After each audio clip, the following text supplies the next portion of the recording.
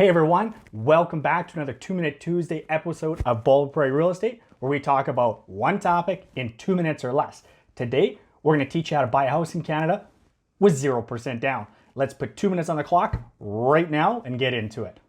When you're buying a house in Canada, you have to have 5% down. That's a minimum. It's a requirement. No ifs, ands, or buts, no exceptions. So how the heck can I buy a house with 0% down like I said in the title?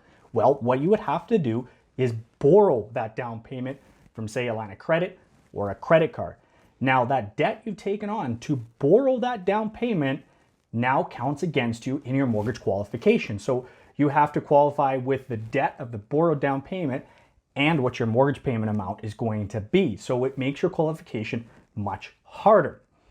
Now, when you do this with 5% down, you also have to pay CMHC fees, which, speaking of CMHC fees, if you have 5% down or any percent down is a borrowed down payment, well, that's not allowed with a CMHC mortgage insurance. So you have to go with one of their competitors, which would be SageN, which is formerly Genworth Financial, or Canada Guarantee, because if you have less than 20% down in Canada when you're buying a house, you have to have mortgage default insurance.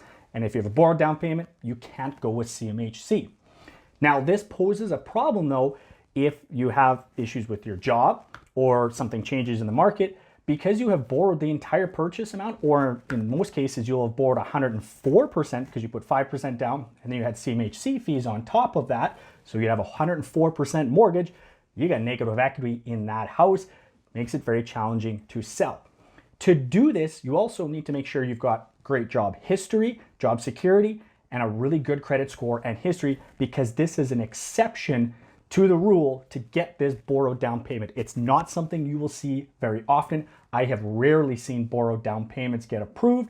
So you have a lot of hoops to jump and it still counts against you. You basically have to have 5% down.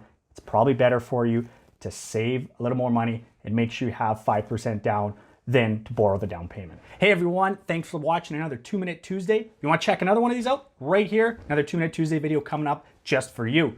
What about the Canadian market? Where is it at right now? Well, my most recent Canadian real estate market update right there. You can check that out. As always, thanks for watching, guys.